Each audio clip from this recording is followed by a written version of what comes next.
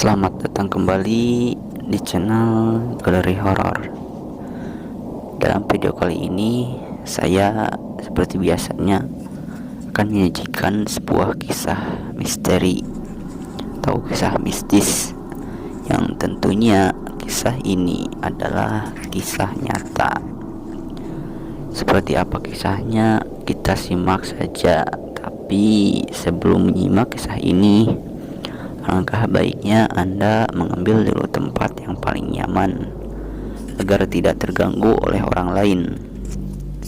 Dan silahkan like, share, dan subscribe karena gratis, tidak merugikan Anda sama sekali.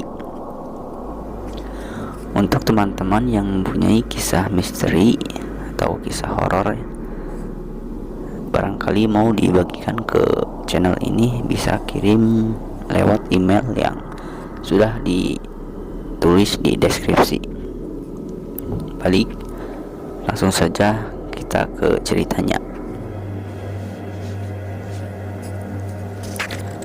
Jarum jam baru menunjukkan pukul 11:30 malam. Malam belum terlalu larut, namun jalanan sudah nampak sepi, mungkin karena hujan sangat deras baru saja mengguyur Jakarta, sehingga membuat sebagian besar warganya lebih senang mengurung di rumah ketimbang keluyuran di malam akhir pekan. Tapi tidak demikian bagi, sebut saja namanya Gilang dan sahabatnya Andri. Bagi mereka, hujan bukanlah merupakan halangan untuk menikmati kegembiraan malam mingguan.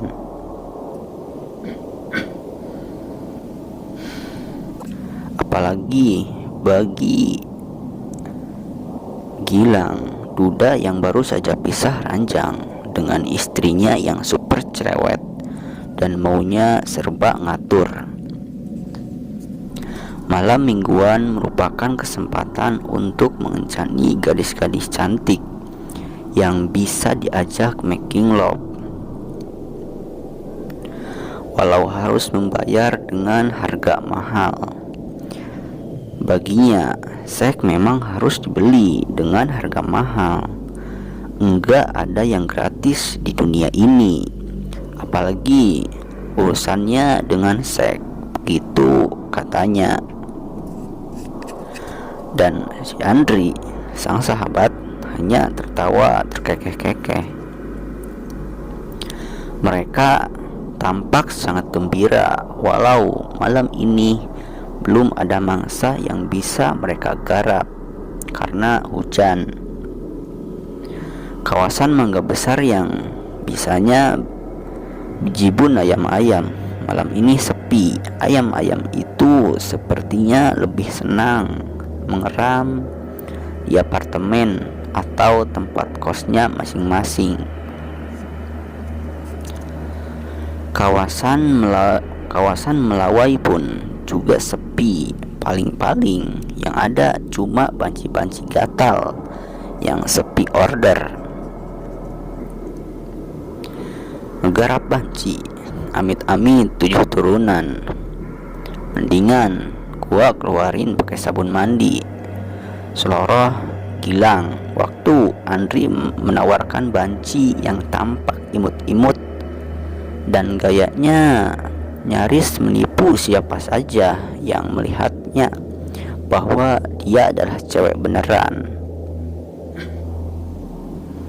Setelah menenggak 2 botol bir hitam di sebuah diskotik yang sepi pengunjung, kedua lelaki hidung belang akhirnya memutuskan untuk pulang.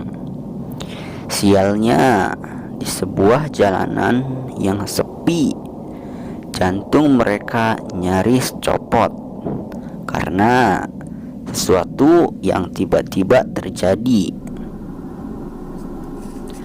Ada sesuatu yang melompat dan menabrak kaca depan mobil yang dikemudikan oleh Andri, sehingga menimbulkan suara berdebum yang cukup keras. Karena refleks karuan saja, Andri langsung mengerem mobilnya. "Apaan tuh?" tanya Gilang yang juga terkejut bukan main. "Gua nggak tahu," ujar si Andri. "Sepertinya ada binatang yang menabrak kita." "Oh ya benar, coba lo lihat itu." Gilang menunjukkan ke arah depan mobil dengan jarak kira-kira 1 meter. Di sana tampak seekor kucing yang seolah berdiri menghadang mereka. Karena bulunya yang hitam pekat, kucing itu nyaris hanya terlihat bola matanya yang mencorong. "Gila, gua nggak lihat dari mana kucing sialan itu muncul."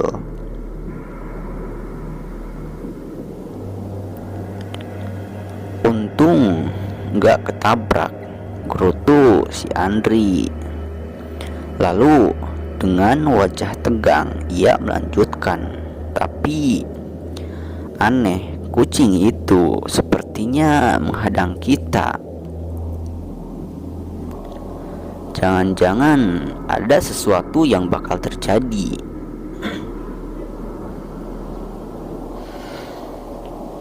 Kata orang tua, kalau ada kucing menghadang perjalanan, itu pertanda buruk.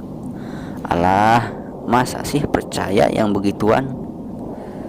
Gilang menepiskan lengannya. Ya sudah, kita cabut. Kalau kucing itu nggak mau minggir, tabrak saja." Andri segera memasukkan persneleng ke gigi 1. Anehnya, bersamaan dengan itu si kucing segera minggir, seolah tahu bahwa bahaya yang akan mengancamnya. Mobil pun mulai bergerak. Namun baru saja Andri mendorong tongkat persneleng ke gigi 3, mendadak si Gilang mintanya untuk berhenti. "Kayaknya kita dapat rezeki nomplok malam ini. Coba lo lihat di halte itu." Lewat kaca spion Hendra, si Andri melihat ada seorang gadis tengah berdiri sendirian di halte. Sepertinya gadis itu tengah menunggu angkutan umum yang lewat, taksi atau angkutan omprengan lainnya. Atau bisa juga gadis itu memang sengaja mangkal mencari mangsa. "Cepetan mundur, ntar keburu ada yang nyambar lagi," pinta si Gilang. Dan tanpa babi bu, si Andri pasang gigi mundur. Mobil pun bergerak ke belakang mendekati gadis itu. Dengan pikiran Andri yang tiba-tiba galau, seingatnya saat melewati halte tersebut, sampai kaca depan mobil ditabrak oleh kucing hitam tadi, ia tidak melihat ada seorang berdiri di sana. Kalaulah tadi ia melihatnya, pasti mobil sudah dihentikan di depan gadis itu, dan mobilnya tak perlu ditabrak oleh kucing itu. Aneh, kok sekarang ada gadis cantik di halte itu? Apa tadi memang gua yang enggak lihat, atau memang gadis itu yang baru datang? Tapi dari mana dia muncul? Gumam si Andri dalam hati. Bersamaan dengan itu, Mobil sudah berhenti tepat di hadapan si gadis. "Selamat malam, sendirian?" sapa si Gilang setelah menurunkan kaca. Gadis itu hanya tersenyum dengan gaya yang sangat membius. Karuan, Gilang jadi blingsatan dibuatnya. "Mau pulang atau mau kemana? Boleh dong kita antar," tanyanya. Gadis itu kembali tersenyum, tapi kali ini diiringi dengan langkahnya yang gemulai ke arah mobil. Si Gilang yang tampak sempat turun segera membukakan pintu. "Terima kasih," desah si gadis itu dengan suara yang membangkitkan birahi. Lalu dengan gerakan yang anggun, gadis bergaun serba hitam menaiki sedan yang dikemudikan oleh si Andri. Bagai mendapatkan durian runtuh tanpa meminta persetujuan si Andri, si Gilang segera pindah ke jok belakang untuk menemani sang penumpang. Tinggallah si Andri yang geleng-geleng kepala. Krimis kembali turun renyai-renyai ketika Hendra kembali memacu sedannya. Dalam perjalanan, persisnya ketika Gilang mengajak perkenalan, gadis itu menyebut namanya Kenanga. "Nama kamu manis sekali, tapi kalau panggilan pendeknya apa ya? Nganga, Kena, atau mungkin Ken-Ken?" goda si Andri yang terpaksa harus lebih konsentrasi ke jalanan yang dilaluinya. Kenanga hanya menjawabnya dengan seulas senyum. Begitulah ketika Gilang mengajaknya menginap di sebuah hotel. Namun sebelumnya, Kenanga mengaku dirinya sedang suntuk dan enggan untuk pulang ke rumah. Ketiban rezeki nomplok. Begitulah perasaan Gilang saat memasuki lobi hotel. Ia langsung menarik si Andri ke sudut yang sepi. Sementara Kenanga dibiarkan saja menunggu sambil menikmati live musik. "Kali ini gua benar-benar minta solidaritas lo sebagai teman gua. Nih, uang boleh lo pakai. Silahkan cari senang-senang sendiri. Besok lo jemput gua di sini pagi-pagi," bisiknya sambil menyerahkan beberapa lembar uang 100 ribuan kepada Andri.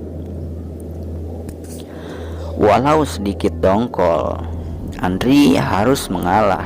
Apalagi selama ini sebagai teman, Gilang memang sudah banyak berbuat baik padanya. Mulai dari urusan rokok, minuman, booking cewek, sampai ke mobil pun. Semua Gilang yang tanggung. Maklumlah, Gilang memang anak dari seorang pengusaha yang kaya raya. Selamat senang-senang ya. Andri menyambar uang itu. "Makan tuh cewek sampai lumat," tambahnya sambil ngeloyor pergi. Gilang pun nyengir kuda dan segera kembali menemui gadisnya. Hujan deras membadai telah kembali turun saat Gilang mengajak Kenanga memasuki kamar yang disewanya. Seluruh angan Gilang telah dikuasai oleh birahi. Karena itu, begitu tiba di dalam kamar, ia langsung membuka gaun panjang berwarna hitam yang dikenakan oleh Kenanga. Bagai melihat seperti berlian yang berkilauan, kedua bola mata Gilang terbelalak melihat kemulusan dan keindahan lekuk tubuh wanita itu. Ia bermaksud segera menerkamnya, tapi Kenanga menghindarinya. "Kenapa?" tanya si Gilang dengan nada bodoh. Kenanga tersenyum menggoda.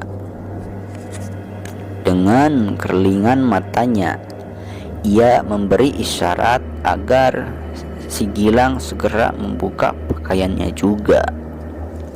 "Oh, begitu," cetus si Gilang sambil segera mengangkat sirnya dan segera melepaskan jin yang dikenakannya.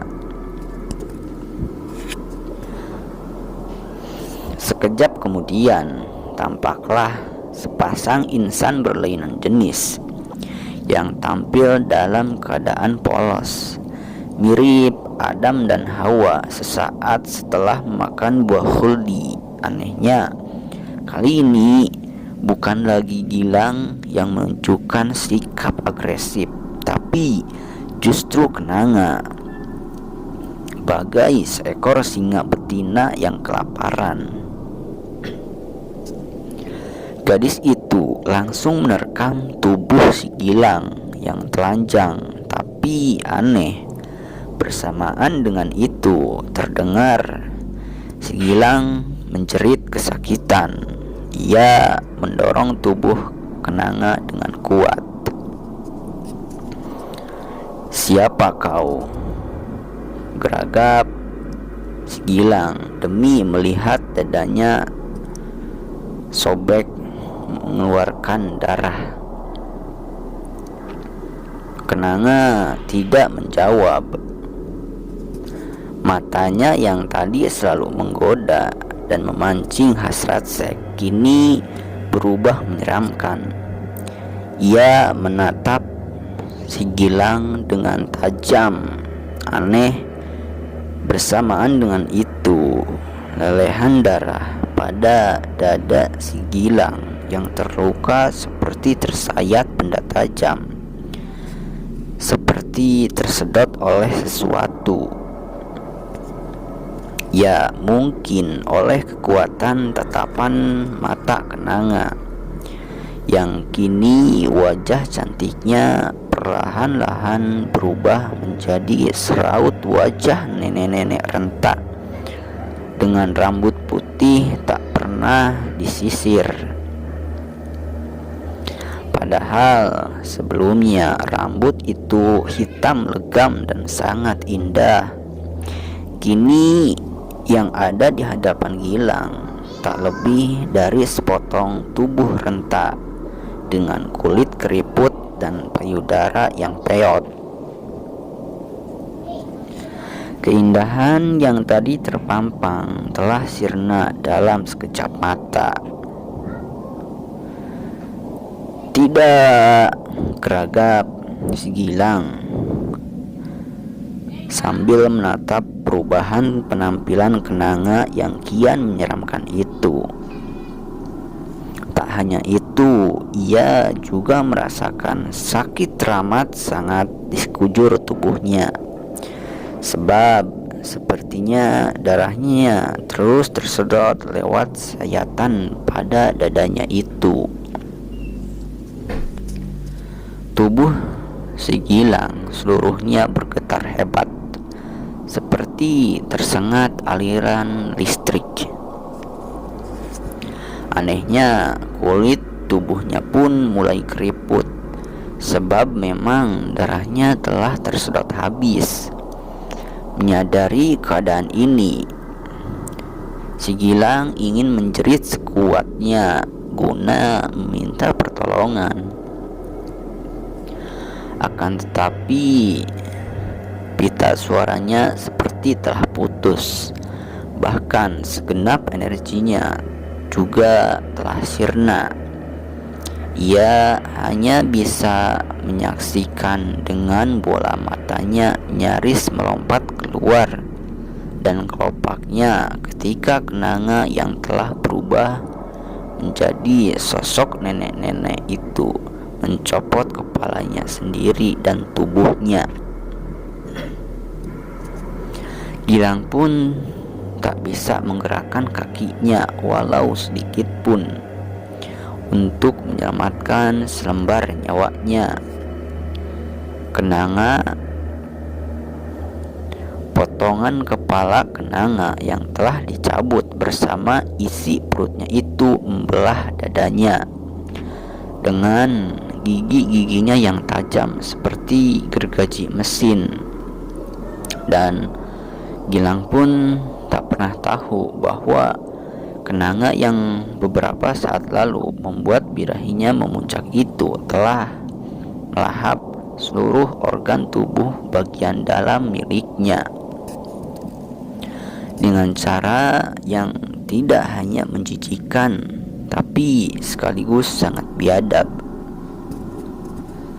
Petir menyambar di angkasa dalam hujan yang turun membadai.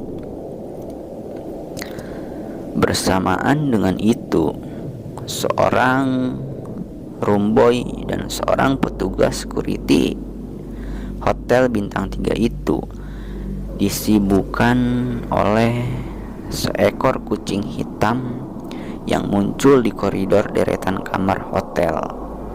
Mereka tak sempat berpikir dari mana hewan itu muncul.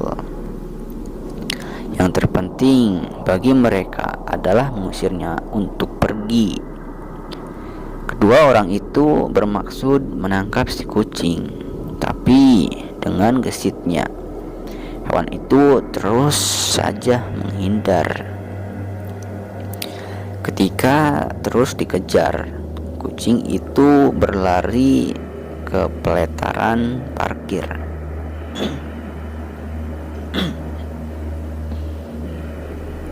Si roomboy dan si satpam tercengang sebab kendati menembus hujan, kucing itu sepertinya tidak terkena air walau sedikit pun.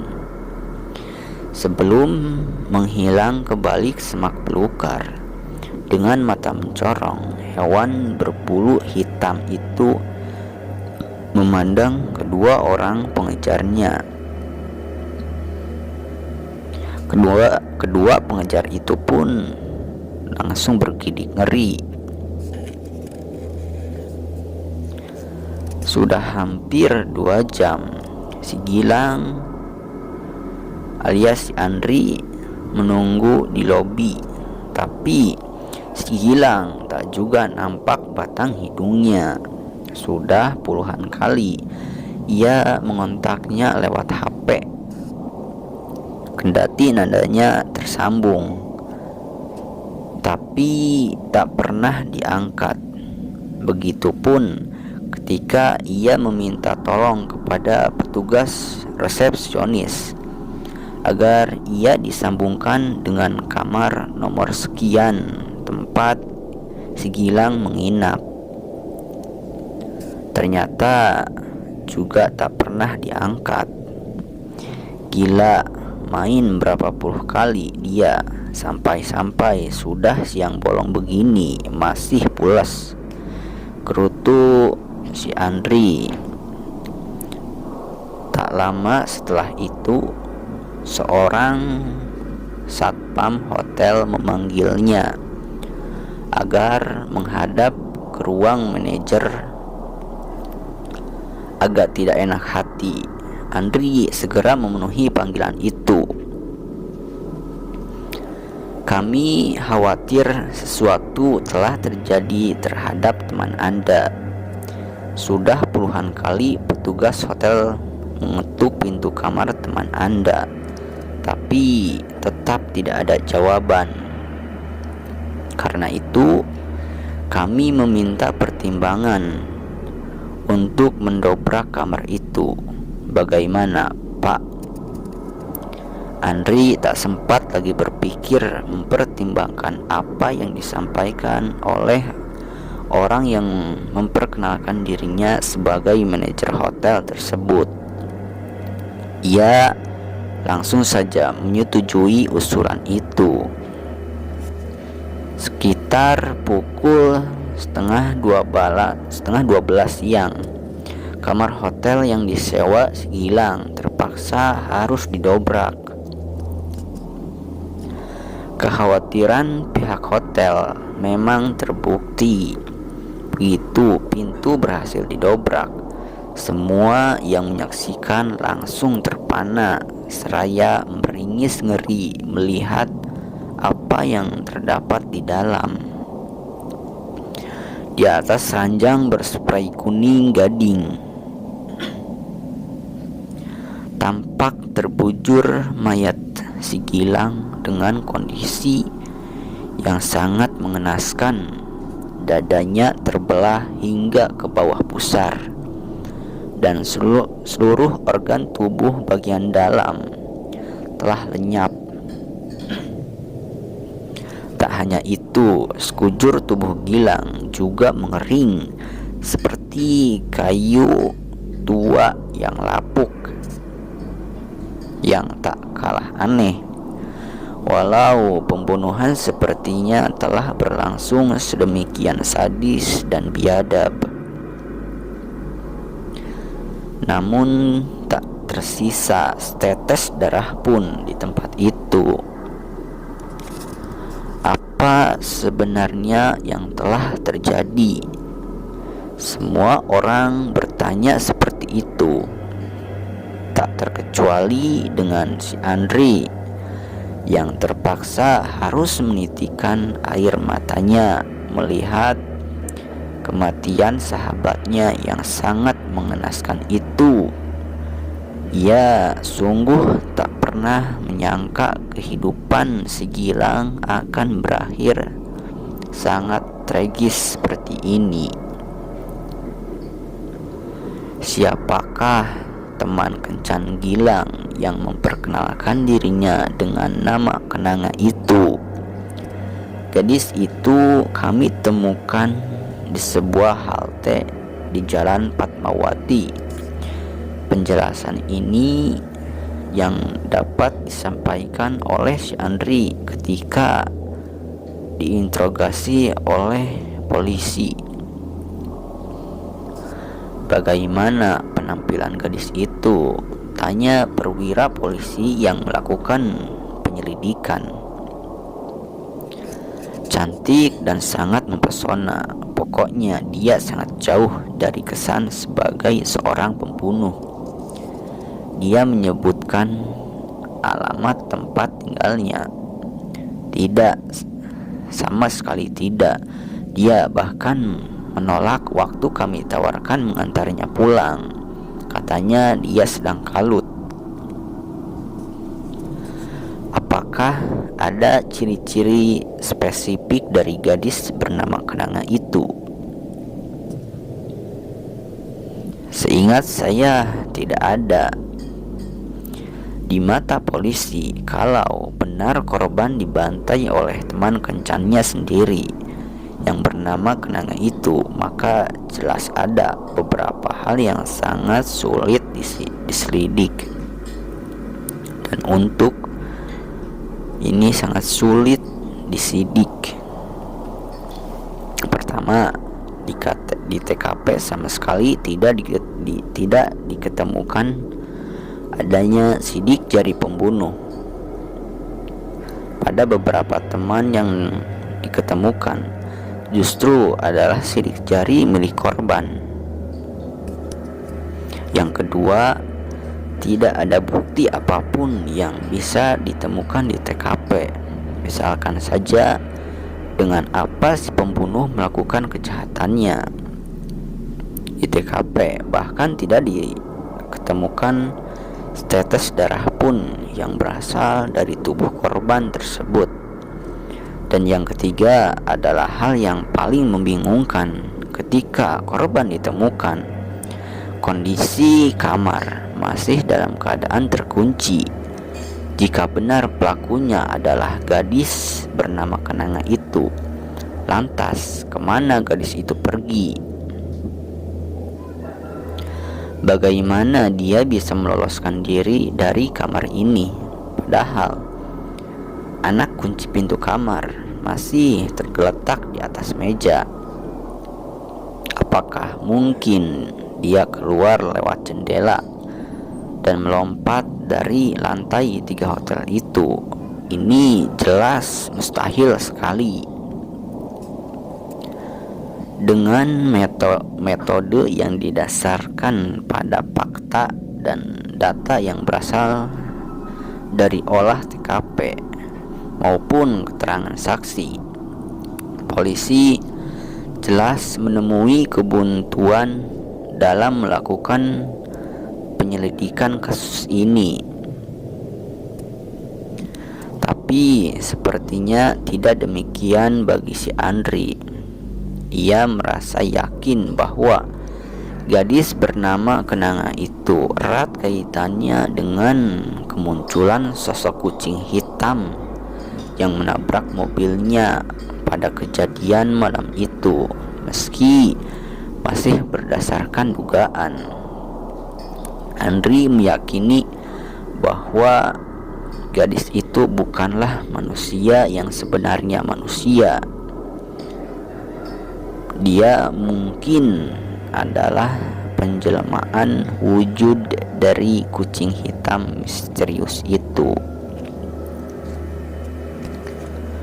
Kurang lebih ceritanya seperti itu. Silahkan subscribe dulu channel ini dan aktifkan juga loncengnya agar tidak ketinggalan video-video terbarunya, dan saya pun lebih bersemangat lagi untuk menguploadnya. Dan untuk teman-teman yang mempunyai kisah misteri, horor atau kisah mistis,